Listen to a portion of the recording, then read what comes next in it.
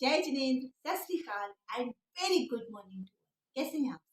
I hope आप सब बहुत अच्छे हैं। फटाफट से हम अपनी वीडियो की शुरुआत कर लेते हैं मंत्र श्लोक से। मुझे ज्वाइन करिए।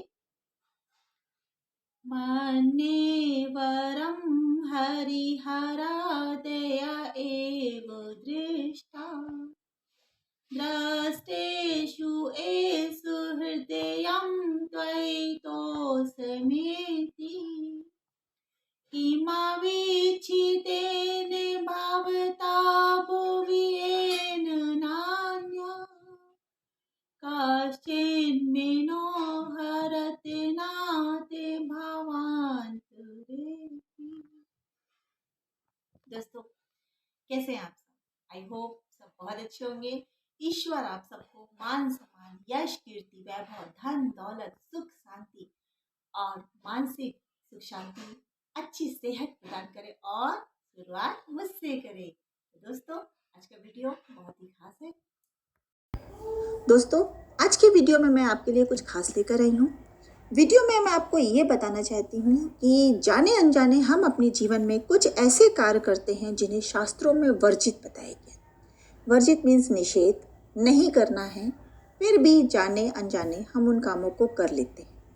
करने से क्या होता है, हम तो ये सोच के कर रहे हैं कि हम अच्छा कार्य कर रहे हैं, भगवान और प्रसन्न होंगे, हमारे जीवन में खुशहाली आएगी, धन आएगा, पैसा आएगा, सुख शांति आएगी। लेकिन चूंकि शास्त्रों में वो चीज़ें निषेध हैं और अनजाने में हम उन्हें सही समझ के कर रहे हैं, तो उसका उल्टा असर होगा। धन पैसा तो आएगा नहीं, जो है वो भी चला जाएगा, या जीवन में परेशानियां आप अपने हाथों ही बुला रहे होंगे। तो ऐसे कौन कौन से काम है जो शास्त्रों में वर्जित है और अनजाने में हम कर रहे हैं या जानबूझ के कर रहे हैं, हमने उन चीज़ों पे ध्यान ही नहीं दिया है। तो उन चीज़ों को हमें आज ही रोक देना है, आज ही बंद कर देना है। तो कौन से छोटे छोटे से काम है, हम उन्हें समझ लेंगे। जैसे सबसे पहले हम बताते हैं, गणपति जी का जब भी हम पूजन करते हैं तो गणपति जी के पूजन में उन्हें कभी भी तुलसी नहीं चढ़ाना है। गणपति जी को तुलसी वर्जित बताई गई है, तो कभी भी आप भी पूजन में गणपति जी को तुलसी मत चढ़ाइए। दूसरा, एक तरह के दो शंख अपने घर में नहीं रखेंगे। जी हाँ, शंख बहुत तरह के होते हैं, विष्णु शंख, लक्ष्मी शंख और भी तरह के शंख होते हैं। तो कोई भी शंख रखिए, लेकिन एक तरह के दो शंख आप अपने घर में नहीं रखेंगे। इसी प्रकार से कभी भी भगवान विष्णु को जब भी हम तिलक लगाते हैं तो उनको चावल नहीं चढ़ाते हैं। तिलक में हम चावल नहीं लगाते हैं, इस बात का आपको ध्यान रखना होगा। तो ये भी उनको वर्जित बताया गया है। तीसरा, आप जानते हैं कि खंडित मूर्ति को कभी भी पूजा स्थान में नहीं रखना चाहिए, ये तो सभी को पता है। तीसरा, गणपति जी की भी मूर्ति, 3 मूर्तियां गणपति की एक साथ कभी नहीं रखनी चाहिए। हमेशा ध्यान रखिए, अपने पूजा स्थान पे अगर आपने 3 गणपति रखे हुए हैं तो उन्हें हटा दीजिए। कभी भी 3 गणपति का एक साथ पूजन नहीं किया जाता है। इसी प्रकार से तुलसी का हम बहुत ही पवित्र माना गया है हमारे हिंदू धर्म में, सनातन धर्म में। तो तुलसी की पूजा कीजिए, पर रविवार को तुलसी को तोड़ना सख्त मना है। तुलसी को बिल्कुल नहीं तोड़ेंगे और ना ही रविवार के दिन उस पर जल चढ़ाएंगे। स्पेशली ध्यान रखिए कि ये काम हमको सिर्फ रविवार के दिन करना है। बाकी आप हफ्ते के 6 दिन यानी मंडे टू सैटरडे कर सकते हैं, लेकिन जो रविवार का स्पेशल डेज बताया गया है, इस दिन आपको तुलसी को ना तो छूना है, ना ही तोड़ना है, ना ही जल चढ़ाना है। ठीक है। इसी प्रकार से भगवान शंकर को कभी भी कुमकुम यानी रोली का तिलक नहीं लगाया जाता है, उन्हें कुमकुम या रोली नहीं चढ़ाई जाती है। इस बात का ध्यान रखेंगे आप लोग। इसी प्रकार से सुहागन महिला जो होती है, शादीशुदा महिला जो होती है सुहागन, उसे कभी भी अपने माथे में चंदन का तिलक नहीं लगाना चाहिए। जी हाँ दोस्तों, सुहागन महिलाओं को चंदन का तिलक लगाना शास्त्रों में वर्जित बताया गया है। ये वैसे विडो के लिए होता है और सुहागन महिलाएं अपने माथे पे रोली, कुमकुम ये लगाएं तो उन्हें शुभ माना गया है। इसी प्रकार से कभी भी तुलसी पत्र को चबाना नहीं चाहिए। हम जब भी हमें भगवान का जल मिलता है उसमें तुलसी पत्र होता है। तो तुलसी पत्र को किसी भी रूप में आप लेते हैं, यूँ भी अगर भगवान के जल से में आपको मिल रहा है तो उसको भी आप ले, अगर अपने अंजलि में लेकर के लेते हैं अपने मुंह में तो आपको तब भी नहीं चबाना है। और अगर किसी और कारण से भी अगर आप तोड़ के तुलसी पत्र को मुंह में रखते हैं तो आपको चबाना नहीं है, आपको जस्ट उसे अपने अंदर उतार लेना, अपने गले में ले लेना है, पानी पी लेना है या जैसा भी आपको कन्वीनियंट हो, बट उसको चबाना नहीं है। शास्त्रों में इसको वर्जित बताया गया है। इसी प्रकार से घर के अंदर जब हम शिवलिंग रखते हैं, शिवलिंग की पूजा भी बड़ी विधि विधान से की जाती है दोस्तों।